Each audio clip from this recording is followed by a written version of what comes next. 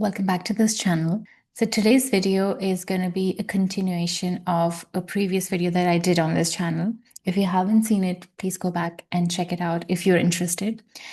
That video was about why our feminine energy doesn't feel safe to express itself when we start to work on it. And in that video, I offered a glimpse into what we can do about it.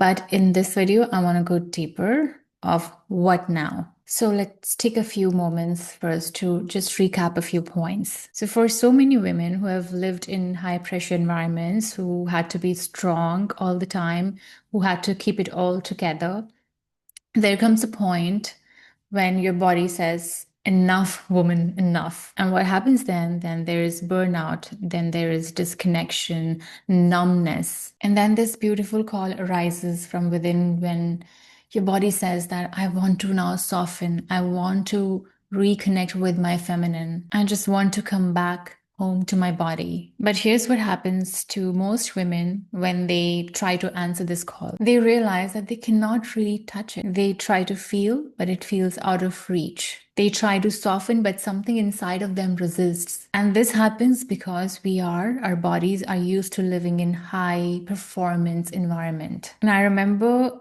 I was once guiding a beautiful woman through an embodiment session.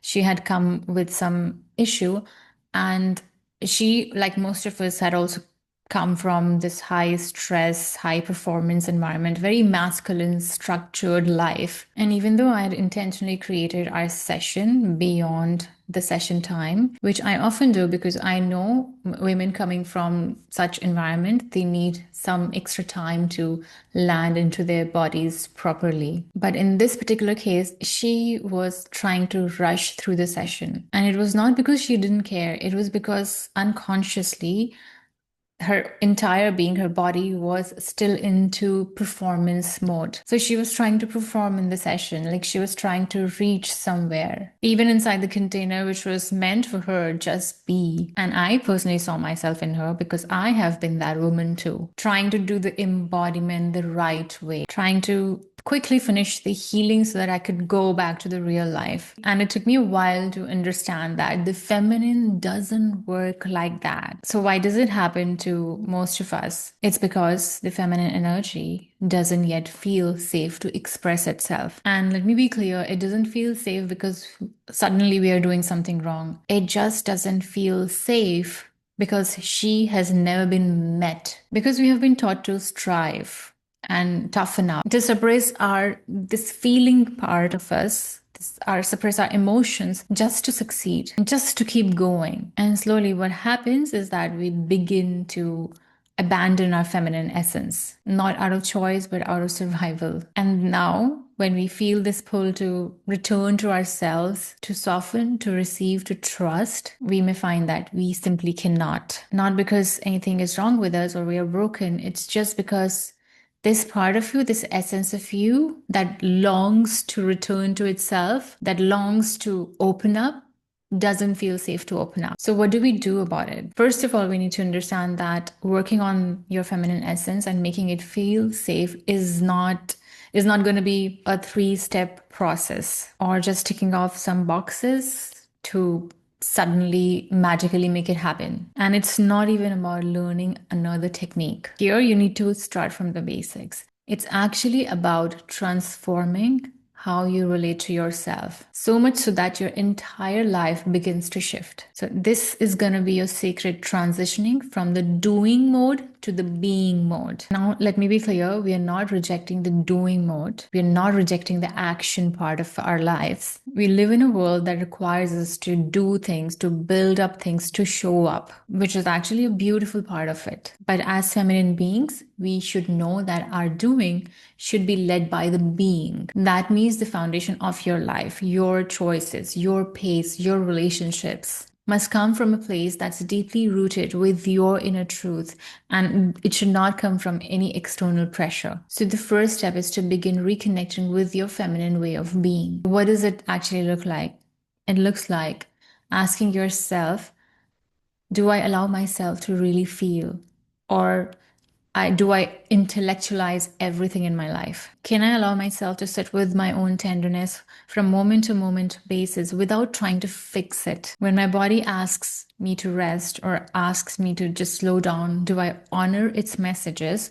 Or do I override with productivity? Do I express my emotional needs with love, or do I suppress them out of fear? Do I really trust my intuition, or do I second guess it every time? Or am I even connected to my intuition? Do I have to do the things that I'm obligated to do? Or is my inner being asking me to do these things in some way that might feel more aligned? So, this is how you need to start functioning if you really want to make your feminine feel safe. Because here's the truth: every time you silence your tears, ignore your emotions, or betray your body signals, or you abandon your inner knowing, all these feminine qualities, your feminine remembers something. It notices something. It registers something inside of it. She learns that it's not safe to be here. It's not safe to open myself up. It's not safe to express myself. So let me just shut down. So when you're coming back into your being mode, like leading your life from being first mode and then doing, it's not about becoming feminine, because you already are feminine. You're a woman.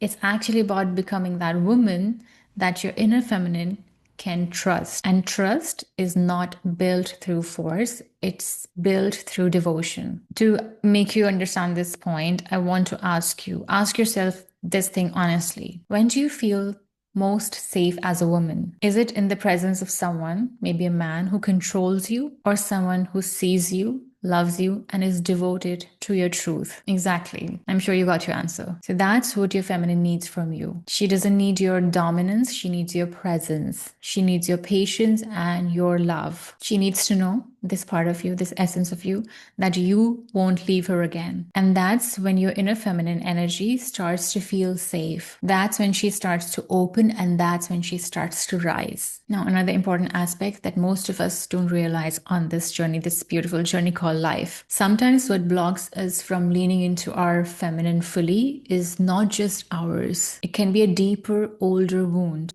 which is being carried by you in the very cells of your body, because your body holds memory, and this body of yours, this beautiful sacred vessel that God has gifted you with, was inherited from the women who came before you. So if your feminine lineage experienced abandonment, suppression, pain, trauma, or emotional abandonment, those unspoken stories, they don't just disappear, they live on in you. So in some cases, there's a lot of resistance within a woman's body to actually heal her feminine or just lean into her feminine. And it could be because of this. The resistance that you feel of softening or trusting or being seen may not be just your own. It could be your mother's, it could be your grandmother's, and the women who came before them, coming through an ancestral line of women who had to survive in a world that didn't know how to hold them.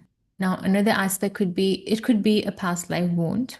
While I won't go deep into that in this video, but just know that this is also an aspect that might be affecting your connection right now in your life with your inner feminine. Because all these wounds that we experience in our present life, that have been inherited from the ancestors or our own past lives, they are all locked inside the body. And hence, we need to first build the foundation of safety within ourselves. So when we talk about making your feminine feel safe, I'm not just talking about meditation or journaling. I'm talking about building your inner world so strong that your feminine doesn't have to flinch anymore, where she's not dismissed, where she's not managed, but truly deeply met. But for that, you have to take your sacred responsibility, not from shame, but from love. You become the one who chooses to go deep, to meet those frozen places inside of you where you're holding the pain, to hold with a lot of love and care what has been avoided for generations, to create safety from the inside out so that your feminine can fully relax. This is not performance, this is not